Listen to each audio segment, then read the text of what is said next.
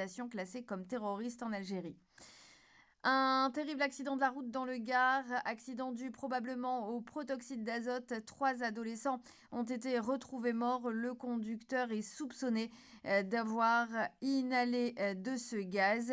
La voiture dans laquelle il se trouvait avec un autre mineur de 15 ans et un majeur de 19 ans a été retrouvée retournée au fond d'une piscine privée. Le majeur de 19 ans était connu des autorités pour trafic de stupéfiants. Sur le budget 2026, Bruno Retailleau appelle Sébastien Lecornu à assumer l'article 49.3 et Maud Bréjon s'en mêle. La porte-parole du gouvernement a répété que le gouvernement ne comptait pas recourir à l'article de la Constitution conformément à l'engagement pris par Sébastien Lecornu. Elle a aussi appelé à laisser le débat se tenir, prévenant que l'exécutif irait au vote au bout de la procédure parlementaire. Tout cela alors que le scrutin sur le projet de budget de la Sécu aura lieu mardi 9 décembre. À l'étranger, Washington interrompt les demandes d'immigration. Les demandes de carte verte des ressortissants des pays concernés comme les demandes de naturalisation sont interrompues. Cela fait suite à l'attaque à Washington du 26 novembre. Et puis la Coupe du monde de rugby 2027. La France hérite du Japon, des États-Unis et des Samoa pour la phase de poule. Merci beaucoup, il est 17h02, bienvenue à tous sur Altitude FM, bienvenue à tous ceux qui nous rejoignent pour cette dernière heure. Je vous accompagne jusqu'à 18h. Au programme de cette heure, vous allez retrouver dans quelques instants Hélène Mache et Jean-Pierre Reynaud pour la super émission Parole d'écrivain. On va parler livres et ensuite à partir de 17h30, on ira faire un petit tour du côté de nos chroniques musicales et de nos chroniques info. Mais en attendant, là, il y a des choses à raconter. Je laisse la parole à nos experts. C'est juste après ça.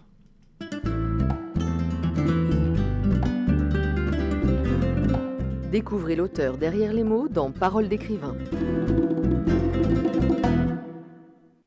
Eh bien, bonsoir. Eh bien, j'ai le plaisir de recevoir aujourd'hui Hélène Marche pour son dernier livre, La fille du cardinal, un roman qui est publié aux éditions MVO. Alors, vous avez reçu à l'occasion de plusieurs romans, notamment des traductions pour des jeunes en anglais, et également pour des livres qui sont tout à fait différents de celui-là, parce que c'est un livre tout à fait particulier, original, presque à la limite je dirais, d'un policier, mais enfin, c'est un livre passionnant, moi, qui m'a vraiment beaucoup plu. Et je voulais d'abord savoir, dans un premier temps, la genèse de ce livre. Oui, voilà. Comment vous avez eu l'idée d'écrire un livre différent de ceux que vous aviez précédemment écrits? Tout d'abord, bonjour à tous les auditeurs. Eh bien, oui, c'est un livre tout à fait différent, notamment du dernier, enfin de l'avant-dernier, Voilà. de Liana, Un destin particulier. Et là, Elena, c'était l'héroïne. Au départ, je dis Elena parce que le livre devait s'appeler Elena. Et puis, on l'a intitulé La fille du cardinal. Oui, ça va la retrouver, Elena. C'est vrai que ce sont mes origines italiennes, de par mes deux parents, qui m'ont inspiré cette histoire. Du moins les origines de mes arrière-grands-parents qui sont... on disait qu'on avait une arrière-arrière-grand-mère qui était comtesse de Paris, mariée à un officier autrichien. Et dans ma tête, je me suis remémoré tout cela.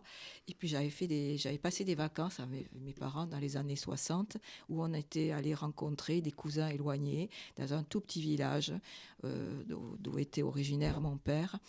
Et ce livre, ce petit village, c'est Marcador, près de Mel, entre Cortina d'Ampezzo et Bello, donc vraiment aux confins de l'Autriche, tout à fait dans les Dolomites. Et donc, cette famille qui nous avait accueillis, ça nous avait choqués, parce que moi j'avais 15 ans à l'époque. Et elle vivait vraiment presque en autarcie, encore dans les années 60, 70. Et vraiment d'une pauvreté incroyable, quoi. Ils avaient à peine l'électricité, tout juste l'eau à l'évier, et puis c'est tout. Voilà. Donc je suis partie de cette histoire. Et puis ensuite, j'imaginais pas du tout une fille de cardinal, mais c'est venu petit à petit avec mon histoire de baronne Oui, on parle de baronne. Voilà. Et puis, de fil en aiguille, je suis partie. Après, c'est vrai qu'au départ, j'avais écrit quelques lignes, deux ou trois pages. C'était pour un concours concernant la Sicile. Et j'étais partie avec tout un texte sur une institutrice qui faisait le lien, enfin qui était à Montpellier et puis qui était allée vivre après en Sicile, enfin toute une histoire que j'avais inventée. Et j'avais découvert des tas de situations, d'anecdotes qui m'avaient passionnée sur la Sicile. Et donc j'ai joint la Sicile avec mes origines du nord de l'Italie. Et j'ai créé ce personnage après, avec d'abord toute une histoire, puisque la première partie concerne la mère de mon héroïne, la mère s'appelle Carmela. Oui, Carmela. Voilà. Et après, c'est une petite partie, puisque là, Oui. la deuxième partie, quand même, surtout Elena. puisque c'est Elena, et le livre fait quand même 300 et quelques pages, donc 350. Voilà. Voilà, donc vous venez de parler de Carmela, alors si vous pouviez nous décrire un peu quel est ce personnage rapidement, parce qu'il faut en parler, puisque tout vient d'elle. Tout vient d'elle, bien Voilà. sûr, puisque Carmela, c'est une petite jeune fille qui est dans cette fameuse ferme de Marcador, et puis il y a la guerre, puisque ça se situe au début du XXe siècle, entre les deux guerres, donc avec l'époque après mussolinienne, le Duce, le départ de la guerre à son père. Donc tout ça, la famille, il a fallu qu'elle aille travailler au retour, puisque le père est rentré blessé, rentré de la guerre, hein, puisqu'il était parti en Égypte. Et puis, il a fallu qu'elle aille aider, il avait besoin d'argent. Donc, elle a été placée chez la baronne Faridji, qui est une famille noble du village voisin. Et elle était, comme on disait à l'époque, elle était bonne. Voilà. Et là, elle a comme cette Carmela, elle est tombée amoureuse d'un cadre, d'une photo, plus exactement, et d'un jeune homme. Et puis, un jour, en été, elle rencontre dans les escaliers ce fameux jeune homme qui correspondait à la photo. Et ça a été un coup de foudre réciproque. Mais hélas, lui se destinait séminariste, et puis c'est pas du tout le même monde, un monde paysan pauvre, l'autre noble. Il n'était pas question du tout de se fréquenter. Et la baronne Faridji donc a inventé un plan vraiment machiavélique pour séparer ces deux jeunes hommes, et ne les a pas empêchés de s'aimer. Et hélas, lorsque le jeune homme Eduardo est reparti à Rome pour continuer ses études, malgré toutes les promesses qu'il avait faites, enfin il y a eu toute une histoire, elle a été, après les vacances, elle s'est rendue compte qu'elle était enceinte. Voilà. Et donc, c'était en définitive, donc lorsqu'elle en a parlé à sa grand-mère, et sa grand-mère lui a avoué que toute paysanne qu'elle était avait été d'une riche famille noble aussi, et pour sauver l'honneur à ce moment-là de la famille, on l'avait fait épouser. Le grand-père, qui était un simple paysan, mais qui a accepté cette femme enceinte, puisque on lui a accordé tout un corps de ferme, 3 bâtiments, donc il a pu héberger toute sa famille, etc. Il y a eu un échange de bons procédés pour sauver l'honneur de la famille. Voilà, mais l'enfant n'est pas resté avec sa mère, n'est pas resté avec Carmela. Carmela, quel enfant? L'enfant de Carmela, puisqu'elle oui, après, voilà. Donc dans ce plan, pour sauver également l'honneur de Carmela, puisqu'il n'était pas question d'avortement à l'époque, la tante l'a prise lorsqu'elle a su qu'elle était quand même d'origine noble, etc., avait toute une histoire autour de ça, l'a envoyée chez une de ses cousines qui est religieuse à Brescia, dans une école. Sœur Maria, voilà.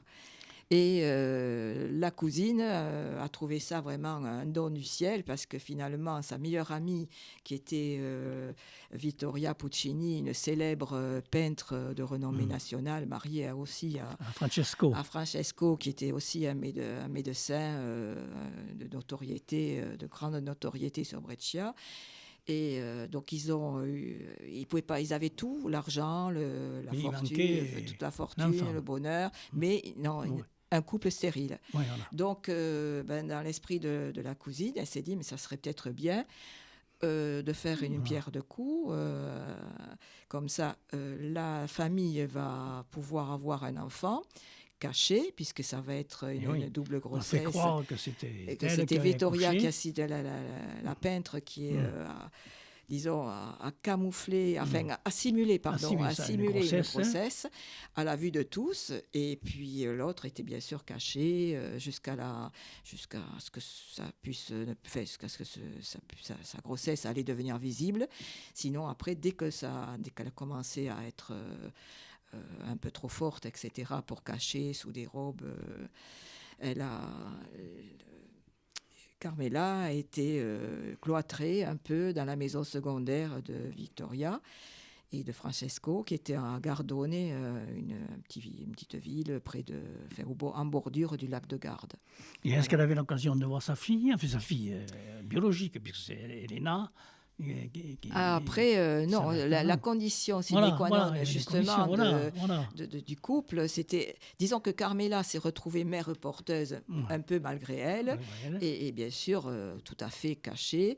Donc la condition, c'était qu'elle renonce à tout droit sur sa fille. Dès qu'elle allait finir de l'allaiter, elle devait partir. En contrepartie, la famille dotait Carmela d'un bon petit pécule et de inscriptions dans une grande école c'était quoi comment on appelle ça, de restauration, d'hôtellerie, et en Suisse. Et donc au bout de quelques temps, dès qu'elle a fini d'allaiter, elle est partie et elle n'en a plus entendu parler. Et la famille Puccini, Victoria et Francesco, a bien déclaré Elena Puccini en tant que leur fille. Et Vittoria et Francesco ont élevé. Alors que ce n'était pas leur fille biologique, bien sûr. Oui, bien sûr. Ouais.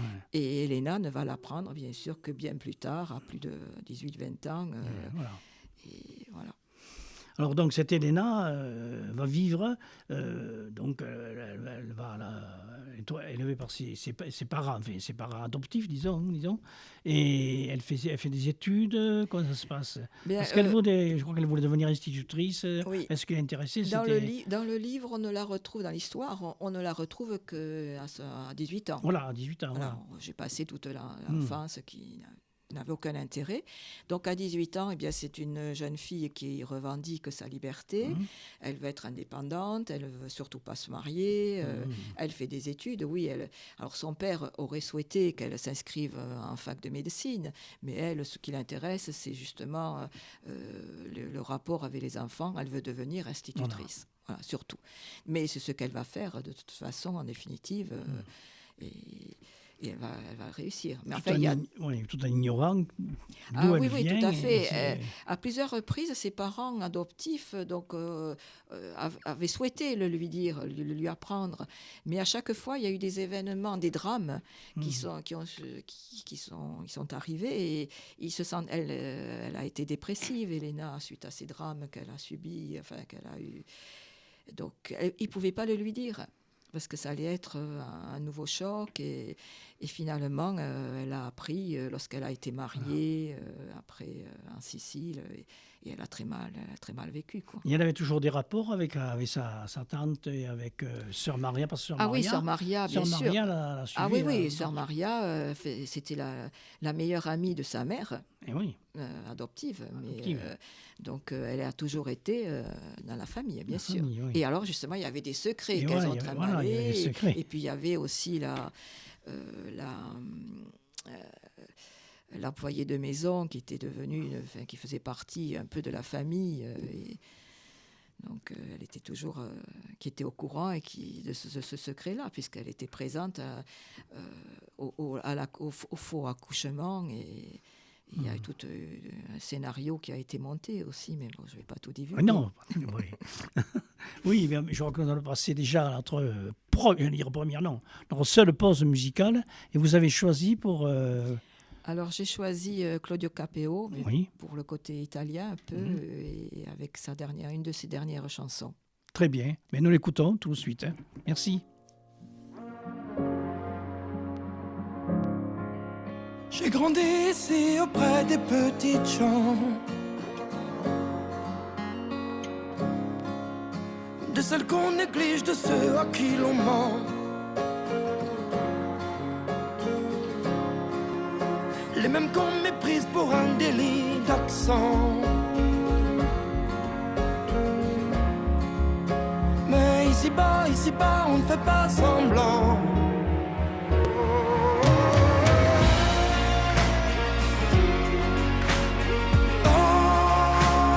Chaque jour suffit à peine.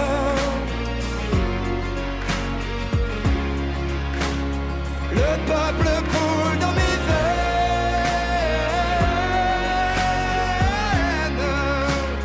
Et si la vie fait des siennes, sache que tes larmes sont aussi les miennes. Comme toi je maudis l'arrogance des géants qui d'un trait réduisent nos espoirs à néant. Quand les corps s'épuisent à soulever le ciment, sache qu'ici-bas on se bat pour un toit décent.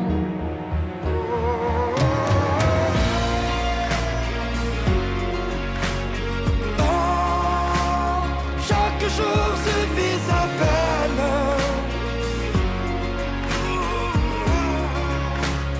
Le peuple coule dans mes veines.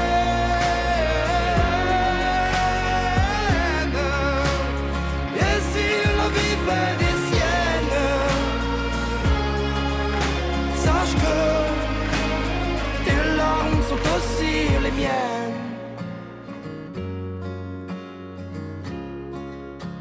Que l'origine fait les liens du sang, que je sois maudit si je trahisse les gens.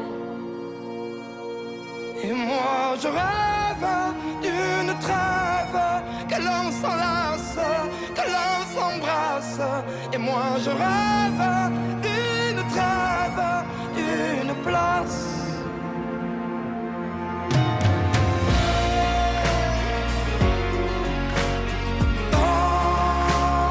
Chaque jour suffit à peine.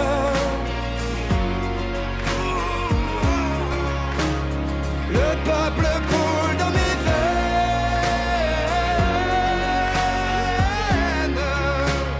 Et si la vie fait des siennes,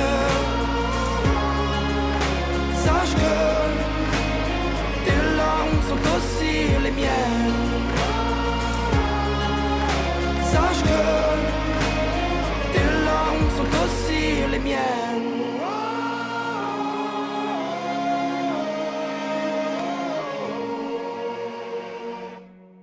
Oui, bien nous revenons à la fille du cardinal et Hélène March, qui va nous lire un extrait de son livre. Hein. Nous écoutons. Oui, alors il s'agit d'un petit extrait assez court qui va relater les veillées dans la ferme de Marcador. C'est dans le premier chapitre. Hein. Incontestablement, les produits de la ferme ne permettaient pas au foyer de s'enrichir. Cependant, ils avaient le mérite de le nourrir, ce qui n'était pas le cas pour tous les Italiens en ce temps-là. Le père de Carmela avait hésité à rejoindre ses cousins expatriés en France pour fuir le régime mussolinien. Il réprouvait la dictature du Duce, mais l'idée de quitter son pays natal, sa femme et ses enfants l'insupportait à un tel point qu'il préféra rester à Marcador. Seul le bonheur de vivre parmi les siens comptait, et cela valait tout l'or du monde à ses yeux. De l'aube au coucher du soleil, les paysans travaillaient sans cesse. Labourer la terre caillouteuse, couper les arbres nécessaires à alimenter le feu qui brûlait dans la cheminée même en plein été, 1000 tâches à accomplir. Usaient les hommes si robustes qu'ils étaient. Le soir, à la veillée, le père de Carmela s'endormait de fatigue, assis sur son tabouret, laissant échapper de ses mains les épis de maïs qu'il était en train d'égrener. Carmela alors se précipitait pour ramasser les grains tombés au sol, puis continuer sa besogne tout en écoutant les histoires contées inlassablement par son grand-père.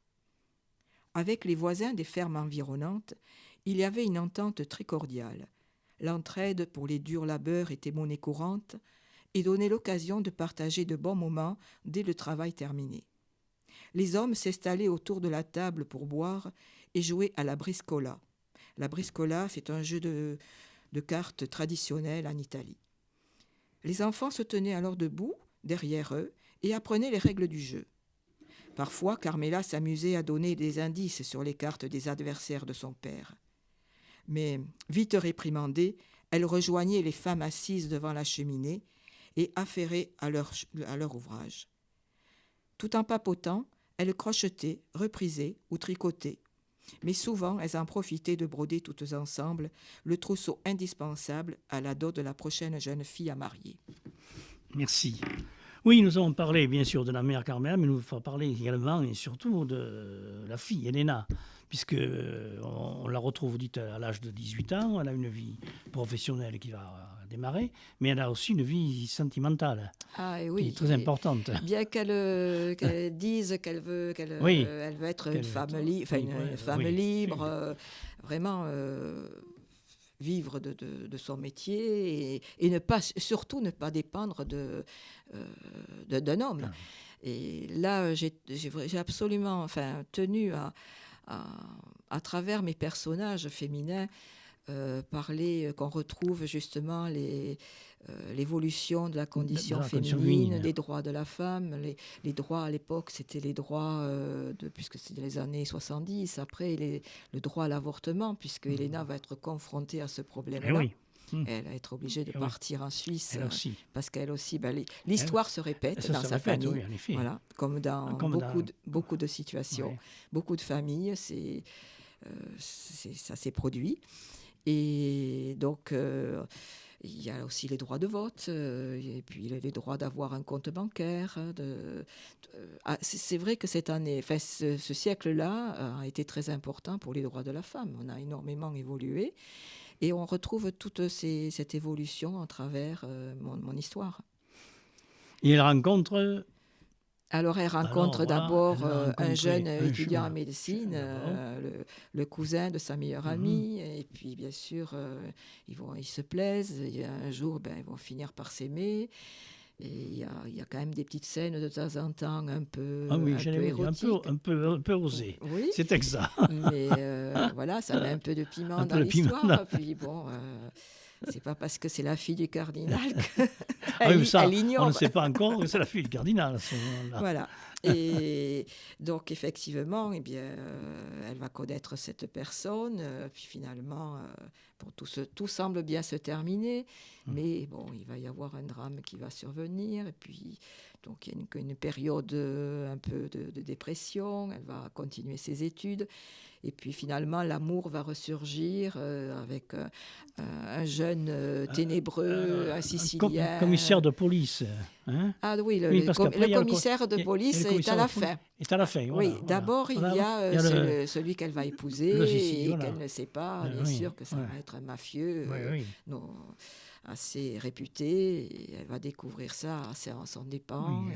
Il y a des attentats. Elle va traverser des périodes très difficiles. Où elle se sera installée en Sicile. Alors, période doublement difficile parce que elle est enceinte à nouveau. Oui, avec son mari. Voilà. Elle va découvrir aussi une autre grossesse adultérienne de son mari. Elle va apprendre qu'elle n'est pas en définitive la véritable fille de ses parents. Il y a tout qui s'enchaîne, tout qui lui tombe sur la tête. Et puis, mais elle assume tout. Et puis, après, elle a envie de vivre, de s'échapper de cette emprise et de la mafia et de son mari. Et puis, les événements ont fait qu'effectivement, elle va s'en échapper. Et c'est là qu'elle va rencontrer après le commissaire lors d'une enquête. Voilà, mais il ne faut pas en dire plus, parce que sinon, on va dévoiler l'histoire. Et puis après, effectivement, l'histoire se termine un peu... Tout à fait... On s'y attend pas du tout, quoi, à la fin, après. Non, c'est ça. C'est un peu comme, comme un roman policier. Parce que- Mais je traite Ouais. toujours mes C'est vrai. livres, aussi bien l'avant-dernier que celui-ci, il y a toujours une petite enquête policière dans le lot. Ce sont des faux polars, voilà, je vais écrire ça. Oui, ok, dans le titre, déjà, on commence on subodore que. Bon, il y a quelque On chose. va se retrouver à Rome avec, Voilà, on va se retrouver. avec un cardinal, c'est sûr. Voilà. Et alors, donc, on va découvrir ça, on va pas dévoiler. Je voulais vous parler dans un dernier temps, puisqu'il nous reste 5 minutes à peine. D'abord, le titre du livre, vous l'avez trouvé tout de suite ou Non, c'était au fur et à mesure de l'écriture? C'est au fur et à mesure, puisqu'au départ, moi, je l'avais baptisé Elena. Ah oui, vous l'avez dit au début. Oui, C'est voilà. vrai. Et puis après, j'avais hésité entre la fille du cardinal de Point, Elena, Oui, parce qu'en fait, la c'est fille vrai du cardinal. ouais. Bon, après, c'est vrai que j'ai appris beaucoup plus tard, une fois après la parution, que la fille du cardinal existait déjà par un autre auteur canadien. d'accord. Mais bon, ça n'a rien à Et voir. c'est vrai que c'est le personnage. Elena est le principal personnage du livre, quand même. Oui, bien Tout sûr. tourne autour d'elle, parce que Oui, même oui. si on parle de sa mère pendant Peut-être 80 pages, voilà, à la 80 limite. pages, je veux oui, dire. ça- Mais c'est quand même Elena qui est le personnage Ah, tout principal, à fait. quand même. oui. Donc, c'est normal que. On aurait pu, c'est vrai, on aurait pu intituler Elena, c'est vrai. Oui. Aux filles du Exact. cardinal, ça Oh, mettre. voilà. Oui, Alors, au niveau de l'édition, bon, ça, vous avez. C'est facile pour vous. Il y a un petit moment que vous écrivez, quand même. Il y a plusieurs bien, années. oui, ça fait 15 ans maintenant Oui. que j'écris. Donc, maintenant, on n'a pas de difficulté à trouver un éditeur. Ah, si, à chaque fois, c'est une nouvelle aventure. Il y a des problèmes, oui. Oui, Oui. c'est toujours une nouvelle Difficile, parce aventure. qu'on sait que très bien que Bon, vous- le lys bleu, j'aurais pu le refaire, mais bon, j'ai cherché un éditeur un peu plus. J'ai eu envie d'une nouvelle aventure. Voilà. Et là, vous êtes sur un autre livre. Alors, mon prochain, je vais, disons, reprendre mon projet lorsque je suis rentrée d'Angleterre, où j'avais commencé un journal d'une jeune fille au père. Et là, j'ai déjà 1 an de retard dans cette écriture-là, puisque la vie a fait que j'ai eu d'autres problèmes à régler. Et là, j'espère qu'en janvier, je vais pouvoir me mettre à l'écriture sérieusement de ce nouveau roman. Il y en est à quel stade? Non, zéro. Zéro, pas- Recherche, si, C'est puisque des idées, c'était, vous avez des idées, puisque mais j'ai pas de- déjà repris tout le courrier, toute la correspondance que j'avais écrite à mes parents, toutes les lettres que l'on m'avait envoyées. Enfin, j'ai toutes, j'ai tous les documents, j'ai tout. Mais bon, dans une valise. Je vais le reprendre. Mais ensuite aussi, il y a 3 livres qui sont avant La fille du cardinal, qui est 3 contes animaliers qui étaient bilingues, qui existaient en anglais-français. Les 3 premiers, c'est-à-dire de la collection des 4 pattes, Je m'appelle Olympe, Je m'appelle Pilou et Je m'appelle Victor le chat, ont été traduits en occitan-français, corrigés par Didier Delperroux, qui est un professeur d'occitan, et Jean-Claude Fourtanet, qui est aussi professeur d'occitan. Et le dernier, qui est sorti le mois dernier, c'est Le chat, l'histoire du chat, c'est M'appelle Victor. Voilà, qui est sorti en occitan français, et qui, dans le Tarn-et-Garonne, puisque je suis maintenant dans le Tarn-et-Garonne, de nombreuses écoles, puis à Montauban, etc., il y a beaucoup d'associations occitanes. Voilà. Et vous, outre l'écriture, est-ce que vous avez des passions littéraires? Est-ce que vous avez des auteurs qui... Non, je lis vous vraiment de influencent tout, directement? et principalement ce que je lis, j'aime bien découvrir ce que font mes consoeurs ou confrères, donc je leur achète souvent les livres, notamment Claude Ranoux. Oui, qu'on a reçu ici d'ailleurs. Oui, je lis un peu vraiment de tout. Là, je viens de terminer, le gros pavé de 700 et quelques pages de Philippe Jauvet, La pierre de l'orgueil, c'est son premier livre. Je viens de le terminer. Après, je lis de tout. Franchement, je lis de tout. Et au niveau de la promotion, je crois que aussi vous êtes un candidat. Alors, promotion, oui, j'ai eu la promotion avec aussi avec Marika Dorès, qui est une attachée de presse, qui m'a aidée pendant dès la sortie de La fille du cardinal. C'est elle qui a promu le livre un peu partout. Ensuite, je vais avoir... Le livre a été sélectionné par le jury de l'Académie des livres de Toulouse.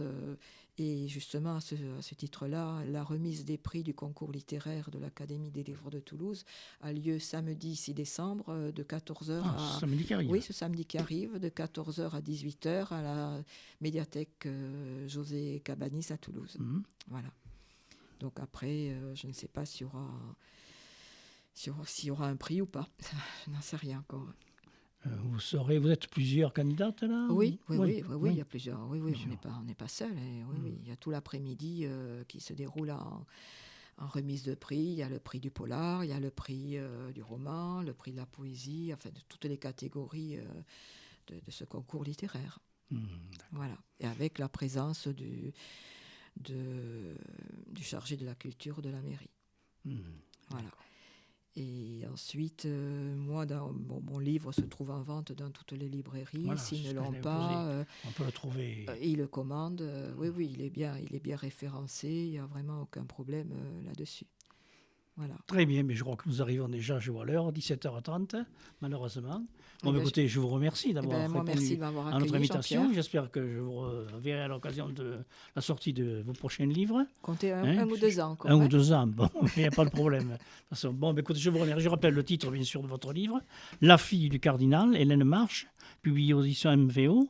Et donc, je vous souhaite bon succès et bonne chance pour vos prochains livres. Merci. Et je vous dis donc au mois prochain. Je pense que c'est le mercredi 14 janvier, si mes souvenirs sont bons. Voilà, très bien, merci et à très bientôt. Au revoir. Au revoir. Altitude FM.